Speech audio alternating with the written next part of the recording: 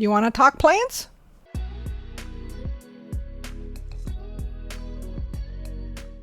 Relatively new to Western culture, turmeric is an integral part of Asian culture and cuisine, particularly on the Indian subcontinent where it was used for 4,000 years. Scientific name Curcuma longa, family Zingiberaceae or Zingiberaceae, cousin ginger or Zingiber officinale, Zingiber officinale. Zingiber officinale, known as ginger root, the plant parts that we use from both ginger and turmeric are actually rhizomes. Rhizomes grow underground and are easily confused to being actual roots. Even the Greek root of the word, rhiza, meaning root, makes it confusing. But rhizomes are underground storage stems. These horizontal lines on rhizomes are nodes, similar to above-ground stems. Nodes are the points from where branches and leaves, branch out from. This feature of having nodes, these horizontal lines, it's a good indicator that these underground structures, the rhizomes, are actually modified stems. Turmeric plants and other members of Curcuma genus and Zingiberaceae family are mostly herbaceous and are beautiful even as ornamentals. Turmeric, also known as curcuma, curcumi, saffron d'Inde, Indian saffron, haldi, harida, pasupu. In Sanskrit, turmeric has more than 53 names. This is how important this plant is to Vedic cultures. The name turmeric comes from Latin through French as terra merita, meritorious earth, resembling a mineral pigment. One of the most elemental Indian spices, turmeric is native to South India. Now cultivated throughout the tropical areas, with the highest production still from India. Turmeric lends curry its yellow-orange distinctive color, and it is used as a natural food coloring in cheese, butter, and other foods, including mustard. Mustard plant seeds used to make mustard are beige or brown, not yellow or orange as we are accustomed to see the color of mustard. Actually, in my opinion, when you buy mustard, check the ingredients. If you don't see turmeric as one of the ingredients, just put it back on the shelf. But when you're thinking about turmeric, the color of curry or mustard might not be what comes to mind. It is the anti-inflammatory properties that might bring you to explore more about turmeric. The word inflammation is derived from Latin, from inflamo or acetylite, ignite, sounding still in English very much like as inflame. Inflammation is our body's response to an injury, infection, toxins, fighting off the problem. As it reacts to invaders such as bacteria, viruses, allergen, or physical damage to your cells, your body releases chemicals that trigger an immune response. An increased blood flow to the area, bringing in white cells, antibodies, proteins. This increased blood flow, bringing in the troops to take care of the situation, is what causes the inflammation. Swelling, redness, and higher temperature to the location. We call this acute inflammation, from a cut, a twisted ankle, a hurt knee, or dealing with the cold. And it will last for a few hours to a few days. But when this inflammatory response leaves your body in a continuous state of alert, that leads to chronic inflammation. Chronic inflammation has a negative impact on your tissues and organs. And the best course of action is to identify the cause of this chronic inflammation, then address it and eliminate the cause, not just address the symptoms. Symptoms such as inflammation and pain are a wake-up call that there is a problem. When time comes to address the symptoms, we turn to anti-inflammatory drugs, as simple as aspirin and other aspirin-like medication. And then there's turmeric. Turmeric is used both internally and externally for a multitude of applications.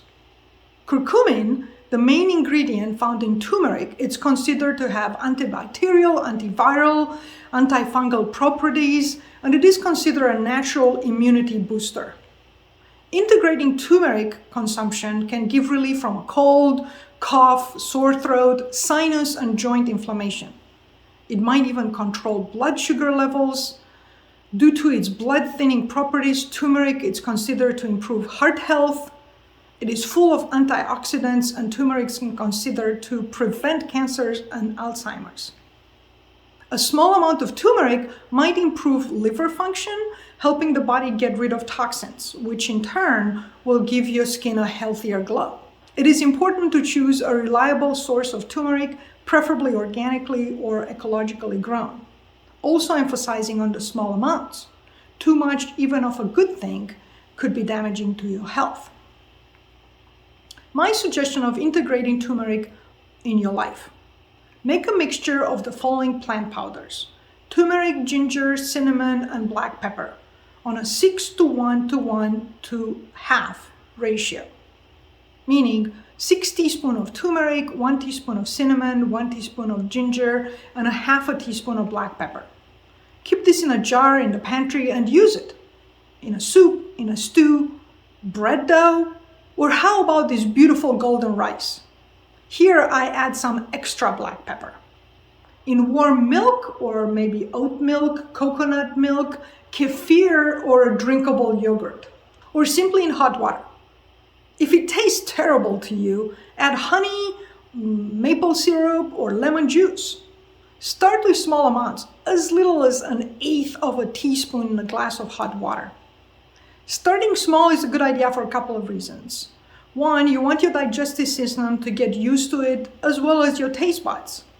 If you dislike it, you will not be inclined to have a glass of warm water with turmeric in it every morning on an empty stomach, half an hour before breakfast.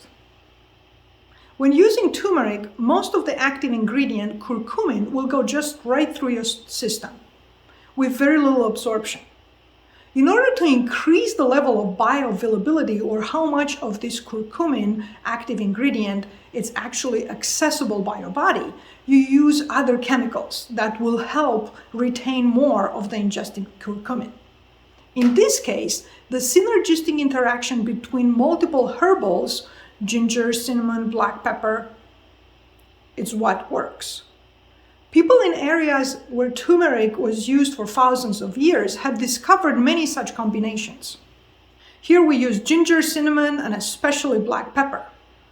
Ginger and cinnamon are very important on their own ways, but to increase turmeric bioavailability, black pepper is the key. Black pepper contains piperine.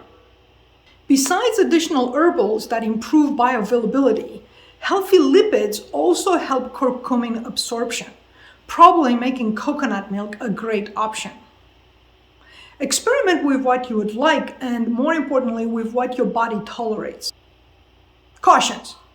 Using turmeric is mostly safe in small amounts as a spice in foods. Larger amounts as medicine could be problematic, particularly in some cases. It is a blood thinner, a red flag if you're already on blood thinning medication, as simple as aspirin. If you're about to have a surgery, stop using turmeric as well as most herbals or all herbals 2 weeks before surgery. If you're pregnant, it can cause menstrual period or stimulate the uterus. Taking in high amount might interfere with iron absorption, making it a big problem in case of iron deficiency. Might even lower testosterone levels and reduce sperm count, making it a problem that reduces male fertility. High amount of turmeric can cause problems in case of liver disease, in case of gallbladder stones or bile duct blockage. Too much turmeric can make it worse. Curcumin might act like an estrogen, which gives a negative impact for hormone-sensitive conditions, such as breast, ovarian, or uterine cancers, endometriosis, and uterine fibroids. Plants adapted to store chemicals such as curcumin not to solve human health issues such as inflammation, but to protect themselves from animals that would eat them, such as herbivores. Most of such chemicals have adverse effects in high doses. Discuss with your healthcare provider before you include more turmeric in your life. Then explore turmeric as a spice in your foods and beverages.